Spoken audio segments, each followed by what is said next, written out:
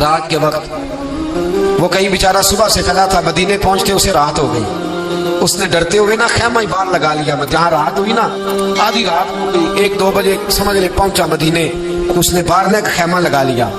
بیوی اس کی امید سے تھی، بچے کی ولادت کا وقت قریب آ گیا، بیمار ہو گئی، اس نے خیمہ لگایا، بیوی اندر ہے، حضرت عمر فاروق گشت پہ تھے رات کو، ساتھ ایک غلام تھا، حضرت عمر فاروق رضی اللہ تعالیٰ عنہ کہنے لگے وہ آگ جل رہی ہے تھوڑی سی، پتہ کرو کون ہے۔ تو آپ کا غلام پتہ کرنے گیا تو بدو نے ڈانٹ دیا، کہنے لگے جاؤ تمہیں کیوں بتاؤں۔ حضرت عمر خود گئے، کہنے لگے مسافر بھائی بتا تو صحیح، کہنے لگا جی چھوڑے، میں آپ کو کیوں بتاؤں، میں کون ہوں، کیسے آیا ہوں۔ فرمایا خیمے کے اندر سے کرہنے کی آواز آتی، کوئی درد سے چیخ رہا ہے، بتا ہمیں بات کیا ہے۔ کہنے لگا جی میں فلاں بستی فلاں علاقے کا ایک غریب ہوں، امیر المومنین عمر فاروق سے ملنے آیا ہوں، اور رات ہو گئی ہے تو یہاں خیمہ لگایا ہے، صبح میں ان سے مل کے چلا جاؤں گا، تو رات کو تکلیف دینا پسند نہیں کیا، تو میری بیوی امید سے تھی،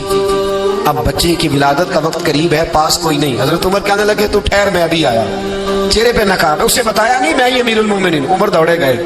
اپنی زوجہ سے کہنے لگے اگر تجھے بہت بڑا اجر مل رہا ہو تو حاصل کرے گی؟ کہا کروں گی۔ تو کہنے لگے چل پھر میرے ساتھ، بہت بڑا اجر ہے، ایک دوست کے ہاں ولادت کا وقت ہے، ضرورت کی چیزیں ساتھ لے لو۔ اس عورت نے تھوڑے دانے لے لیے، گھی لے لیا، حضرت عمر سے کہنے لگی لکڑیاں اکٹھی کر لیں۔ امیر المومنین کونسلر کی بات نہیں بتا رہا، میں آپ کو ایم پی اے کی بات نہیں بتا رہا، ایم این اے کی بات نہیں بتا رہا، جو 10 گاؤں کو ملا کے چیئرمین بنا اس کی بات نہیں بتا رہا، اس کی بات بتا رہا ہوں جو 22 لاکھ مربع میل کا حکمران ہے، اس کی بات بتا رہا ہوں جو گلی سے گزرے تو شیطان رستہ ہی بدل جاتا ہے، اس کی بات بتا رہا ہوں جس کے بارے میں میرے مصطفیٰ کریم صلی اللہ تعالیٰ علیہ وآلہ وسلم نے فرمایا میرا عمر تو وہ ہے کہ 950 سال حضرت جبریل بھی اس کی شان بیان کرے تو عظمت ختم نہیں ہوتی، اتنا بڑا شخص۔ حضرت عمر نے لکڑیاں اکٹھی کی، اینٹوں کا روڑے لے کے چولہا بنایا، پہنچ گئے، آپ کی زوجہ کہنے لگی یہ تھوڑے دانے ڈالنے، گھی ڈالنے اور ایک لکڑی لے کے اس کو ہلائیں، تیار کریں۔ خود زوجہ اندر چلی گئی، حضرت عمر باہر پکانے لگے، وہ بدو کہتا ہے میں اس طرح کا ان کے ساتھ بہیو کرنے لگا جیسے وہ کسی چوکیدار کے ساتھ نہیں کرتا، میں نے سمجھا یہ عمر نے چوکیدار رکھے آنے جانے والے مہمانوں کا، میں کبھی پانی کا پیالہ مانگتا، کبھی کوئی بات، عمر دوڑے جاتے، کبھی پانی لاتے، او مسلمانوں،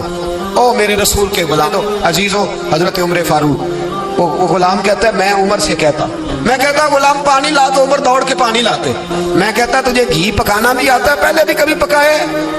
تو عمر فرماتے کوشش تو کر رہا ہوں، میں کہتا پہلے بھی کبھی تیری بیوی نے یہ کام کیا ہے؟ تو حضرت عمر کہنے لگے مجھے یاد نہیں، پوچھ کے بتاؤں گا۔ کہتے کیا رنگ تھا، کیا انداز تھا، کیا مصطفیٰ کی تربیت تھی، کیا انداز حضور نے سکھائے غلاموں کو، یہ کس طرح کا امیر ہے کہ یہ ہڈیاں پکا رہا ہے، پھونکے مار رہا ہے، ایک غریب کے لیے، دیہاتی کے لیے جسے جانتے بھی نہیں۔ اندر اس شخص کی بیوی کے ہاں بیٹا پیدا ہوا تو حضرت عمر کی بیوی اندر سے بول کے کہنے لگی امیر المومنین مبارک ہو، آپ کے دوست کے ہاں بیٹا پیدا ہوا ہے۔ جب کہا نا امیر المومنین مبارک ہو تو وہ شخص کہتا ہے میرے ہاتھ کانپنے لگے اور میں اس طرح دوڑا کہ میری پگڑی گر گئی، میں دوڑا تو عمر نے بلایا، کہا کدھر جاتے ہو؟ کہنے لگا آپ امیر المومنین ہیں، آپ امیر المومنین، آپ عمر ہیں، کیسر و کسرا جس کے نام سے کانپے آپ وہ ہیں، جسے مصطفیٰ نے دعا مانگ کے اللہ سے مانگا وہ والے عمر ہیں آپ، جس کے لیے علی المرتضیٰ فرماتے ہیں میں روز دعا کرتا ہوں وہ والے عمر ہیں، جس کے بارے میں ابوبکر صدیق نے فرمایا تھا کہ میں اللہ سے کہوں گا مولا جو تیرے محبوب کی امت کے حق میں سب سے بہتر تھا میں اسے خلیفہ بنا کے، وہ والے عمر ہیں۔ عمر